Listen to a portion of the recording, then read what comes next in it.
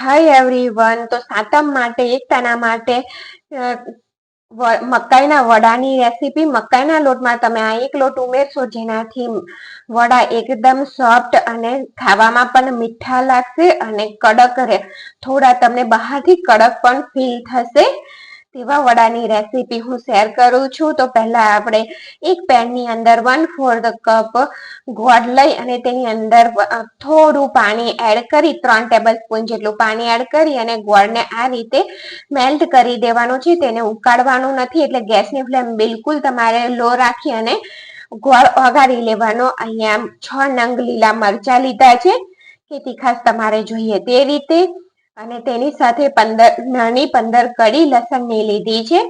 થોડું મીઠું એડ કરી અને પેસ્ટ બનાવી લેવાની, વાટી લેવાની. અને અહીંયા લોટને ચાળવા માટે મેં ચાયની લીધી છે અને 2 કપ મકાઈનો લોટ. વજનમાં જોશો તમે તો 250 ગ્રામ મકાઈનો લોટ છે.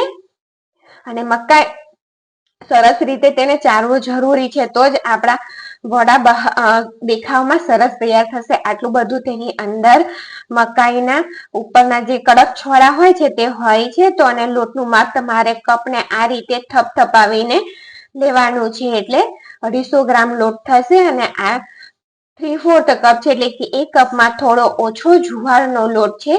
જુવારનો લોટ મકાઈના વડામાં એડ કરવાથી તે લાંબા સમય સુધી સરસ રહે છે. સરસ એટલે કે થોડા કડક રહે છે, એકદમ સોફ્ટ નહીં થઈ જાય.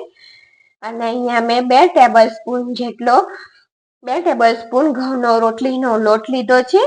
તેની અંદર 1 ટેબલસ્પૂન તેલનું મોહન એડ કરી સરસ રીતે તેને મોઈ નાખવાનો છે. મકાઈના લોટમાં થોડો ઘઉંનો અને જુવારનો લોટ એડ કરીએ છીએ તો આ વડા એકદમ જુવારના લોટને લીધે એકદમ મીઠા લાગે છે, ખાવાનું આપણને મન થાય ને તેવા લાગે છે. બધા લોટ સરસ રીતે મિક્સ કરી દીધા અને અહીંયા 2 ટીસ્પૂન હળદર અને લસણ અને મરચાની પેસ્ટ એડ કરી દેવાની. અને 1/4 કપ નોર્મલી થોડું ખાટું દહીં હોય ને તેવું લેવાનું છે. લોટ બાંધી અને તેની અંદર સ્વાદ પ્રમાણે મીઠું, વધારે ખાટું દહીં નથી લેવાનું, તે યાદ રાખજો તમે. અને જે ગોળ મેલ્ટ કર્યો હતો પાણીમાં તે એડ કરી દઈએ. અને તે જ પેનમાં થોડું બીજું પાણી એડ કરી અને લોટની અંદર એડ કરી દીધું છે. બધા થોડું પાણી એડ કરતા જઈ અને બિલકુલ કઠણ લોટ બાંધી અને તૈયાર કરવાનો છે. મકાઈનો લોટ છે એટલે બાંધ્યા પછી તે ઢીલો થતો હોય છે. તો જો આ લોટ બાંધી અને તૈયાર થઈ ગયો છે. આંગળી આપણે મારીએ ને તો મારે તાકાત કરવી પડે છે, તેટલો મેં કઠણ લોટ બાંધી અને તેને 5 કલાક માટે આપણે રહેવા દેવાનું છે.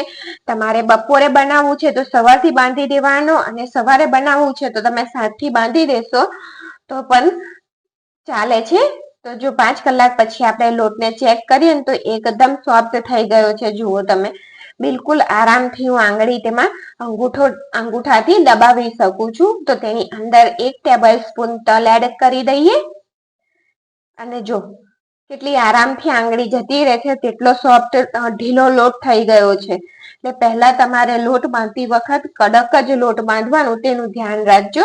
અહીંયા મેં આડની લીધી, તેની ઉપર એક આ રીતનું જબલું મૂકી દીધું. પાતળી કોથળી કોઈ પણ લઈ લેવાની અને એક નાનો લુવો લઈ લેવાનો લોટનો, અને પાણીવાળા હાથ કરી અને કોથળી પર લગાવી દેવાના, જેથી આપણું વડું નીચે ચોંટશે નહીં. અને ફરીથી પાણીવાળા હાથ કરી અને વડાને આ રીતે થાપી લેવાનું. જો તમને થાપતા ના ફાવે તો આની ઉપર બીજી તમારે કોથળી મૂકી અને વણી લેવાનું.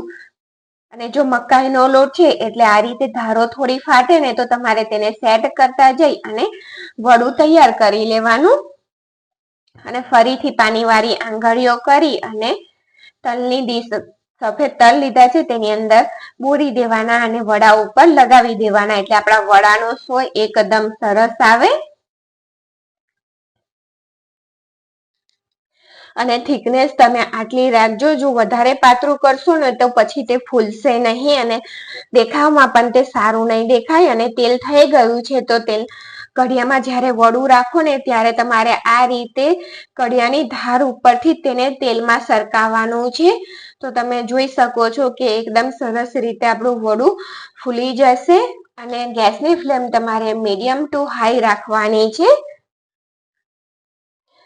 જો તેલ ઠંડુ હશે ને તો પણ વડું નહીં ફૂલે, એટલે તમારે તેલનું ટેમ્પરેચર મેન્ટેન રાખજો. જો વધારે થઈ જાય તો ધીરું કરી દેવાનું, પણ પાછું તેને મીડિયમ ટુ હાઈ તો કરી જ દેવાનું. તો આ રીતનું ઉલટ પુલટ કરી અને ગોલ્ડન કલર એટલે કે લાલ કલર જેવું થાય ત્યાં સુધી વડું તમારે તળી લેવાનું. બીજું વડું પણ તમને આ રીતે એડ કરતા બતાવું છું કે આ જ રીતે એડ કરવાનું. જો તમે ઉપરથી આમ નાખવા જશો ને તો તમે દજાઈ જશો. તો જુઓ કેટલું જલ્દી અને સ્પીડમાં આપણું વડું ફૂલી અને તૈયાર થઈ ગયું છે. તો સાતમના એક ટાણા માટે કે નાસ્તા માટે તમે આને બનાવી અને 3 થી 4 દિવસ માટે તેને રાખી શકો છો. જુવારનો લોટ ઉમેર્યો છે એટલે વડા આપણા બિલકુલ મીઠા લાગશે. અને વિડીયો પસંદ આવે તો ચેનલને લાઈક, શેર અને સબસ્ક્રાઇબ તમે જરૂરથી કરજો. તો થેન્ક યુ ફોર વોચિંગ.